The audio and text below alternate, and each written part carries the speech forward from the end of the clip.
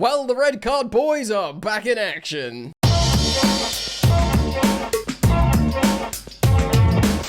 Hello mate, what's going on? Welcome on home. Come on in. Welcome back to Football Therapy with me, your host Jan. I do hope you're doing well, mate. I genuinely do hope that. And welcome back to Chelsea News / match preview, but Chelsea News is a daily show here on the channel where I reflect on all that's being said about Chelsea, giving you my thoughts, feelings and opinions on it, but more importantly, as always, asking for yours. And in today's video, firstly, we are reacting to that Opta predicted Premier League table. Oh, where did the computer AI boffin people put Chelsea in the final positions in the Premier League table? We'll react to that, of course. Also, what Maresca said, a couple of things about discipline and Liam Delap. He's done his pre-match press conference ahead of the big derby away at Tottenham Hotspur. It's a big one. Yeah, we'll look at them, we'll look at us, we'll predict a lineup and speak about the game. And of course, it's been a turbulent, fluctuating time for Chelsea. Good and bad vibes, in and out. It's a bit confusing. Nothing quite salves any types of wounds like a win against Tottenham. So yeah, we'll be previewing that game as well. Settle in, get comfortable. A big thank you to all of you new subscribers out there. There's been quite a lot of momentum here on the channel lately since I've gone back to the old editing format. It's seemingly been welcomed well, received well. Hopefully welcomed well, if that even is a thing. So thank you to the new subs. Everyone's welcome to subscribe. If you are a returning visitor and you're yet to subscribe, hey, consider it, man. Because between 199 and 200,000, we need you. You could be the difference maker. So thank you for liking and subscribing, hyping up the video. And let's get into it and start on this graphic from the Opta boys. So this is the predicted final table from Opta, courtesy of Sky Sports. First of all, I'm sorry for presenting this in front of your eyes, something that says champions Arsenal. It is interesting, I think. This is a talking point. Imagine if Forest, West Ham and Wolverhampton Wanderers all get relegated. That would be absolutely sensational. After consecutive seasons of all the promoted teams going straight back down, it would be a refreshing twist to see them all remain in the Premier League and 3 big hitters go down like that. Though I'm not giving too much credence to this Opta prediction, because not only are Arsenal champions, which is probably a strong reality and sickener, they're apparently going to be champions with only 80 points, which would be really, really low. Look, Chelsea, it says, are 4th place, which is great, because again, you'll probably only need top 5 for Champions League. I think many of us have written off any talks of a title charge at the moment, especially with this juvenile, let's say undercooked Chelsea squad. But again, like 80 points to be the champions, 60 points for top 4 would seem chicken oriental. Now, it's just an Opta thing. The supercomputers have been around forever, since the tabloid days of probably the 90s. But yeah, I did want to reflect on it. It's been fighting around the media and social media, this predicted table. Look, I'll speak on probably the other channel, Football Yannick, where I speak about non-Chelsea stuff, about, Arsenal or whatever. I think Man City do genuinely have a good chance of winning the Prem still, despite having a disappointing loss. I mean, we're all just sort of praying and hoping that Arsenal find some form of turbulence this season, but I've got that sick feeling in the gut where I do think it's finally their season. After 2 decades, I think they're going to win the Premier League. Deservedly, they've got a strong squad and they've sort of kept their powder dry with Arteta. But let's hope they have a stumble and they, you know what, why don't they take after Chelsea and they can start this new sort of vibe of getting sent off, players sent off all the time. They used to have it early doors of Arteta when, David Luiz and Xhaka and everyone, they used to get sent off all the time. Go back to that. It's in vogue again. We're doing it. You should do it for a little bit. Make the title race spiced up a little bit. Yeah? Anyway, look, if we get Champions League, if we qualify for the Champions League again, I'll be happy. That was my target this season. I thought, the Conference League's great. Qualifying for the Champions League and winning the Conference League was like definitely target met last season. You know, great, you've managed Europe and a league campaign, and you've qualified for the Champions League. And of course, the Club World Cup was its own bonus. But playing in the Champions League and qualifying for the next season's Champions League is different gravy. Granules, mate. It's much harder, much harder, because you're not playing A team, B team, even though we've done a bit of that this season. You've got to lean on your big hitters much more, and therefore load management's real hard, bro. So if we qualify for the Champions League with a Champions League campaign as well, of course, we're in a quarter-final of the League Cup. We'll see what happens in the FA Cup. Then I'll be happy. Although Opta predicts us finishing with 60 points, which is less than last season. Let's just quickly confirm now. Like Premier League table, was it 24-25? Chelsea finished with 69 points, so it will be 9 points less in the same place in the Premier League 4 with 9 points less. Nah, I set the target of 75 points. I want 75 points, which is 15 more than Opta suggesting we get, which is mental. If we finish with 60 points, I'll be genuinely very disappointed. If we finish in the Champions League spot, fine, and obviously history will forget the points total. It'll be like, oh, they finished Champions League, fine. But for me, since Antonio Conte's first season, I know there was one season where Tuchel got a decent points total, but we've never had a whiff of the title. Just get to 75 points, yeah? 75 points, and I'll be happy. All right, anyway, that's enough about Opta and their graphic. Let's move on and speak a little bit about what Maresca said generally in terms of the discipline problem and Liam Delap. So yes, Maresca, of course, was asked loads and loads of questions about the red cards and discipline, and clearly he didn't want to talk about it much. He does highlight, a couple were avoidable. He speaks about, all that, that he doesn't judge too hard. I think the Rob Sanchez one, he just sees as a moment, a rush of blood. I think maybe the Chalobah one as well. But of course, things like, Liam Delap's, that's the problem. And he went in on Liam Delap. I spoke about it, was it yesterday, in my Chelsea news video. He said some real harsh words post-match about Liam Delap and Liam. And he basically kind of went in and said, look, there's 3 players I know really, really well in my current Chelsea squad. Cole Palmer, Romeo Lavia, and Liam Delap, because I had them at Man City. It's kind of like, hey, they're my boys. I know them. I can talk to them a little bit more like freely, I suppose.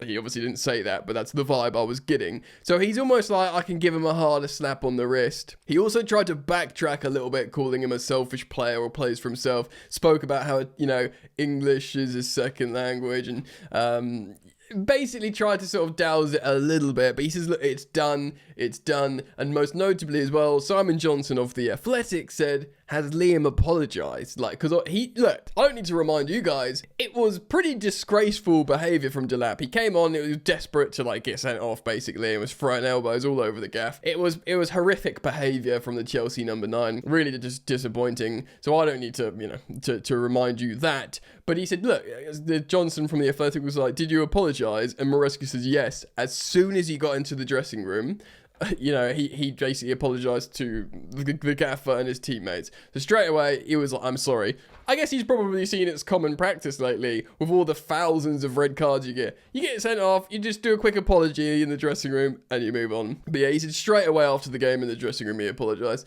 So his head obviously cooled down a little bit, which means, of course, he won't be available for the Spurs game. Yeah, we are going Spurs away on Saturday, tomorrow at time of recording. Ooh, spooky Halloween. Oh, that's tonight, isn't it? Anyway, let's take a quick look at Spurs and see how they're doing. Right, as you can see, they lost 2-0 to Newcastle United away in the Cup. A professional 2-0 win for the Geordies. Fabian Schär and Nick Vultemada scoring again. He looks wicked, that player. Which is kind of nice / funny with the Alexander Isak saga. Them getting a young lad in, going, doing really well. He looks like a proper hipster, that boy.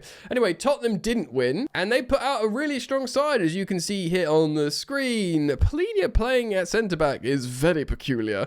But, Danzo Spence, Pedro Porro, Bentancur, Sarr, Xavi Simons, who's yet to really, set fire in a Tottenham kit. Of course, we were already close. To say we were close to signing him, they didn't gazump us for him. We just never made the call. Richarlison up top, Bergvall and Brennan Johnson. Probably a couple of players you would switch out for their first team, but that is a very strong lineup. Now, Tottenham aren't in the greatest vein of form. They're not in, looking their best. Of course, strong start under Thomas Frank. He is like a big boy manager. He hasn't got the vulnerabilities of an Ange Postecoglou. He's like less dogmatic. He's more pragmatic. He'll change basically, and he'll do what it takes to win. And despite recent form at home from Spurs not being the best, we need to take this massively seriously, because in talking about fluctuating form, enter Chelsea Football Club. Do you know what I mean? We beat Tottenham a lot. It's a new manager. It's an unknown. We've got to continue that. Now, of course, do you know what Thomas Frank likes? I'll tell you. He likes long throws. We conceded 2 long throws against Wolverhampton Wanderers. In fact, ever since Enzo Maresca spoke about how he's not interested in long throws, we keep getting slapped by them, by the opposition. Yeah, we're not using them, but everyone's like, oh, you don't like them? Here you go, have one. Oh, you've conceded a goal. Oh, look, you've conceded a goal from another one, which is kind of like, the god of art. Is it irony? I'd say sod's law is the term to use here. You say, they're not for us, and then apparently they are for us because we concede them all the time. So again, in his pre-match press conference, Maresca was asked, are you practicing, coaching, defending long throws? Because you're conceding them all the time, mate. And you know what? You're off to see Thomas Frank this weekend, and he'll be looking at that going, yum, yum, yum. I'm going to get loads of long throws all over you, mate, and you are going to concede goals. And I must say, I'm fearful of that. He did laugh and sort of say, yeah, we're practicing to defend long throws. But I ain't laughing, bro. I want to see Chelsea defend well, and defend long throws. Anyway, I've built a lineup. I'm going to pop it up on the screen now, so take a look. Here we go. Now, I should say this isn't necessarily my preferred lineup. This is what I imagine seeing after we've, seen what we played in midweek away from home, players available, and what I think Enzo Maresca will pick. So I've gone for first choice goalkeeper Rob Sanchez in goal. First choice left back Cucurella. Of course, Chalobah was rested, and I think he will come in at left centre back. Of course, we saw people like Hato play, and Tosin play in midweek. We also saw Josh Champong, who's probably Chelsea's form centre back, play, but because he played the whole game away from home and arrested Wesley Fofana, I think is going to start this game as a really high ceiling right-sided centre-back and probably play 60 minutes, and then maybe Josh will come on for him, I reckon. Now, Gusto will be available again. He was one of the recent red card boys. I think he's going to play this game just like Captain Reece James, who I think will be playing inside. I think he'll start in the midfield, joining Caicedo, and of course, in the absence of Cole Palmer, I don't think we're going to start Buonanotte. I think Enzo Fernandez, who of course didn't start midweek, is going to start in that sort of number 10 role. Now, this is important. As you can see here, I'm starting Garnacho, rested Garnacho after, even though Gittins had a masterclass midweek, it will be load management. I reckon it will be 60 minutes for Garnacho, and then Gittins will come on and hopefully continue his good form. And again, rested Neto will start over Stevao, and then Stevao will come on. You notice Joao Pedro starting as a striker for me here, who again will be rested, but I don't like seeing him there at the moment. Look, hopefully he can score a goal and be like, yes, I can be a striker for Chelsea. But a lot of you were, myself included, were calling for Joao Pedro in the 10 behind Mark Gue, but we saw that, really, really poorly against Sunderland. So I think this is the way to go for the moment. Now, many of you will be calling for players that played well midweek, but of course, it's a game of rotation. You bring those players off the bench because they did a lot of running around and emotional stress away at Molineux, away from home. So I do think it will be these players to start. On the left-hand side, Cucurella and Garnacho do actually have a good relationship cultivating. We've seen it in, moments. They know each other's runs. Of course, Enzo Fernandez will probably be in the slight left pocket, joining his Argentinian teammate. So there should be chemistry there as well. Now, we've seen it a little bit from Maresca. Not a lot, but a little bit. And I think we might see it here if both Gusto and Reece James play and Cucurella. I don't think we'll see inverting fullbacks. I think we'll see Gusto holding width and maybe Cucurella coming up and underlapping with Garnacho, which you could say I was inverting into the midfield, but not so much. I think he'll overlap and underlap. He'll just switch depending on game state with Garnacho. The inverting fullback is is a point of contention with Chelsea fans. Sometimes it works, sometimes it doesn't. You could argue our greatest performance under Maresca came in the Club World Cup final, where we didn't do much of that. It was both Reece James and Gusto was flying forwards as a right back, getting space in behind. Now, of course, Thomas Frank's Tottenham is not Luis Enrique's PSG. There won't be loads of space in behind Hakimi and Nuno Mendes. It'll be a lot more pragmatic and boxed up, maybe low block and counter even, which, you know, you could argue the inverted fullbacks there. But I think this will be a game where you will see Gusto and Reece James on the pitch. And, you know, Gusto could tuck in and make that right-sided centre-back. But, again, that's not going to serve us well. I think you want Gusto flying up and down to get the most out of him. That's the way I see it going. But in terms of personnel, I think all those people that I've listed will feature. Then substitute appearances from, you know, you've got midfield reinforcements like Lavia, like Santos, who's, you know, running hot after a good performance. Gittins has got, you know, 25, 30 minutes written all over him to come in and hopefully continue demonstrating his good form. I don't like João Pedro starting as a lone striker, especially against, you know, a team that can be quite robust, but I just don't think we've got much of a choice, especially in the absence of Liam Delap. Of course, Mark Gu might start, and if I just don't want to see Gu with João Pedro behind again, because that gave me nightmares, that underperformance and how much that flopped. Two players that I really like, by the way. I went into detail on this on the London is Blue podcast on the match review. So I do like them, and maybe if they start, they find a way to work, they find a way to, you know, combine. But for me, nah. I'd get that robust midfield of Fernandes, Caicedo, put Reece James in there, just have Reece James on the pitch as a captain, and, you know, get Gusto maybe running into space. And it's good, they're good players. And then you've got a lot of spice to come off the bench and, you know, either, you know, turn the screw a little bit if you're winning, or fresh legs to try and get back in the game or see a game out. Provided it's Chelsea Tottenham. I don't know how spicy. It could be really spicy. So the discipline question comes up yet again. Keep your nerve. It's going to be tough because they know, right, well, we're all young players. Everyone's saying we're getting red cards. We need to try not to get red cards, but you don't want to play reserved and in yourself because you don't want to get booked. It's still Chelsea Tottenham. You know, they're going to be really sort of aggressive as well. So that's how I think we're going to line up. Let me know if you disagree with it. I'm going to do a prediction. I think we win this game, and you know, winning away at Tottenham, like I say, it's such a salve in uncertain times that we always turn to. I wonder who will be favourites, actually. I think it's probably going to be, odds will be pretty even. All things considered, even though Tottenham are at home and they're a good team with a good manager. I do think we win.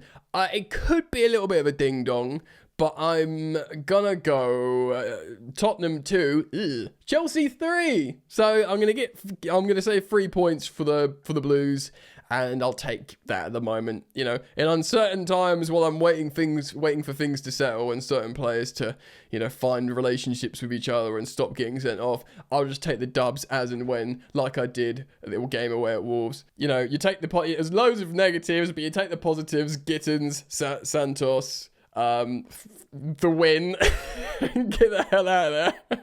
And similarly, I'll be prepared to do the same here. So let me know your thoughts, leave them down in the comments. Thank you as always for supporting me, for liking, subscribing, hyping the video, share if you want to as well, that's always nice. And yeah, keep it locked, man. I'll see you back here soon, hopefully. Peace. You ain't so tough with that bad boy tuck. I'ma get it how I'm living, I'ma walk the walk. Outline my lines, I rap through thought. Body bag the verse, outlined in chalk. In my life seen trouble, hustle on the double. Silence on the trigger like my pick got a muzzle. Yo, chick like to guzzle, bad boy stay in trouble. I only love this paper, sorry I don't. I laugh me, baby.